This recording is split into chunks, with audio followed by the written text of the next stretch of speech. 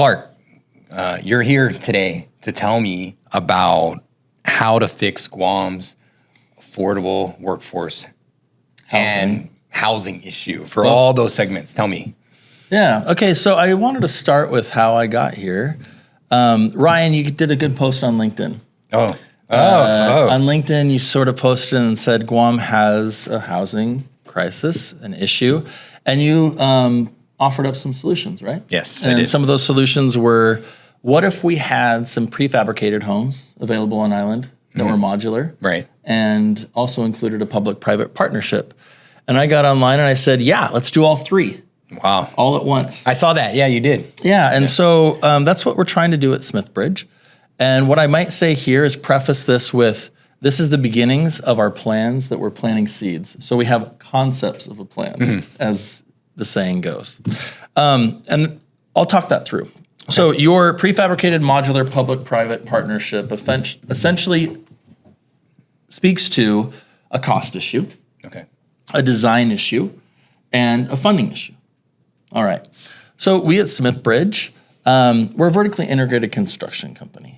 So what that means is, that means we have quarries that dig out rock. All right. We got concrete batch plants that make concrete. Okay. We have cranes that lift up precast concrete panels into wherever they need to be. Okay. And we have a full contracting unit.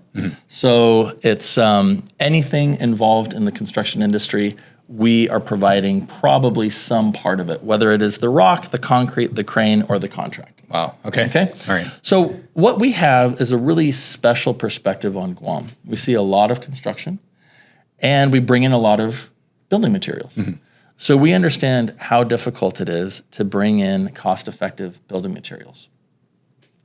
Over the course of Smithbridge, we've worked in a lot of intense settings, one of which is Papua New Guinea.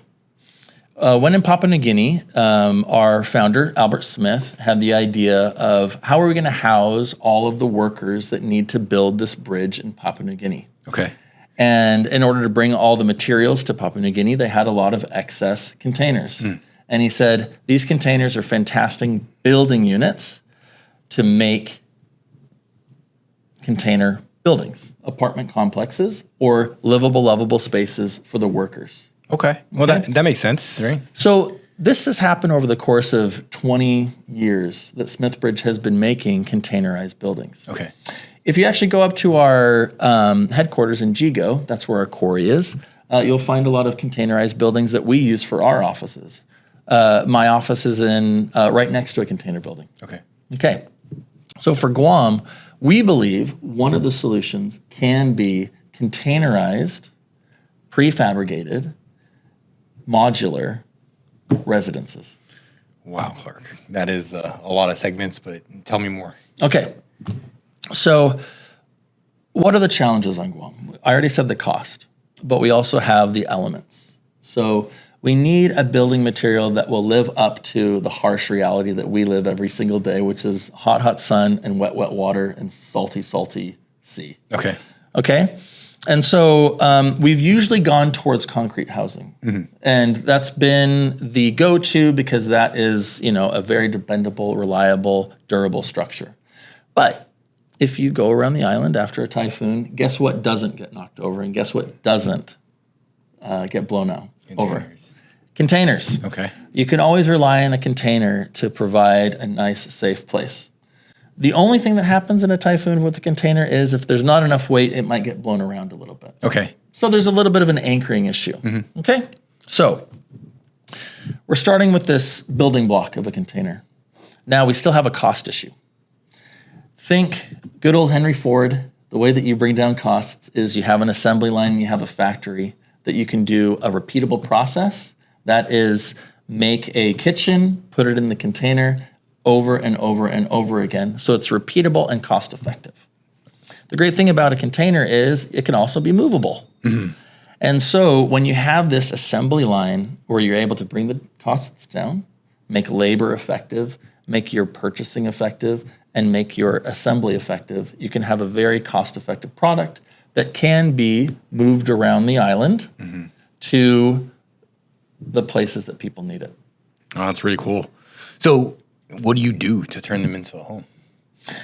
So no one wants to live in a place with steel walls or a steel ceiling and a steel floor. Okay, so the first thing that we're going to have to do is put in panels that create some insulation, and it needs to be antimicrobial. Yeah. There's enough, too many R's. Microbial. No. Let's go with it. Let's go with the comments. The comments will kill me. Please come in. Yeah. How do we say that? Sorry. Yeah. So we need to put in something that is antimicrobial. Dang it. And then anti-humidity and anti flame retardant. Okay. Right.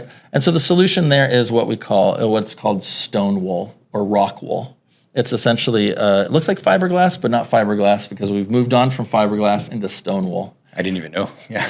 And so it'll just be paneling that we put up against the steel sides and the ceiling.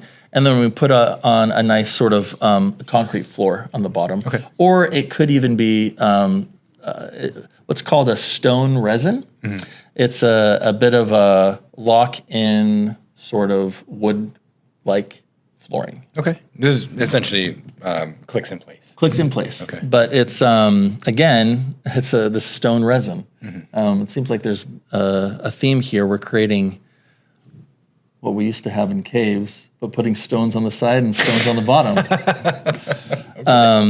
Big man caves, that's what we're building. There you go. Just a bunch of man caves. So we start with that, we put in the ceiling, and then we put in the whether it be the bathroom, the bedroom, the kitchen, the laundry room, the storage room, and we put that in on site. Again, like you said, modular, right? So all these pieces click like Legos. Modular. Okay. And so then eventually we'll have these modules that will be able to be put together and welded together and then eventually taken to a job site and then installed.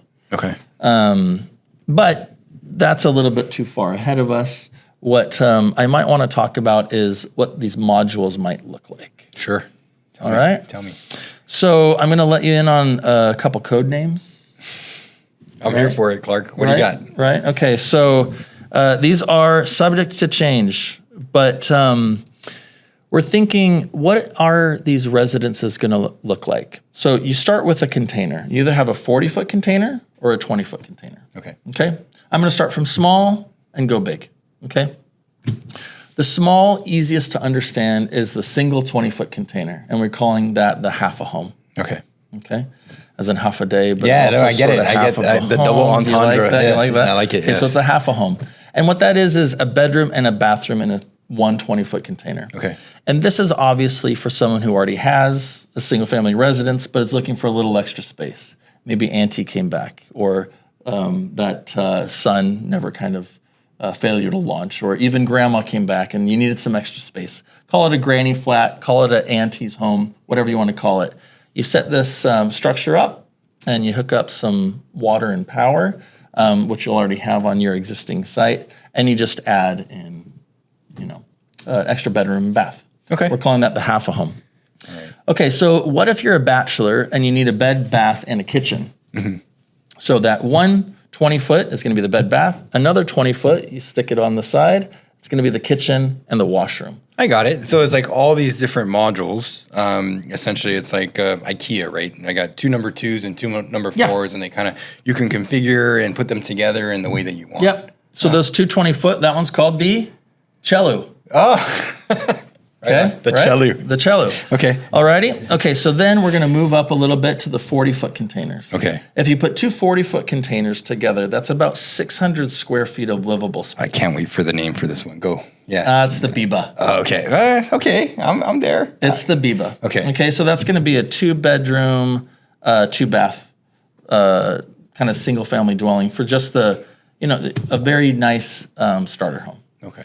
And then also the last one's going to be, you add on another 40-foot container and you get a little bit more space, a little extra living room, a little extra storage, and that one's going to be the Bonita. Okay. All right. I'm with you. I'm with you on these names. So the concept is, again, prefabricated, modular, and movable. Okay. That can be installed. So we check those boxes. Yeah.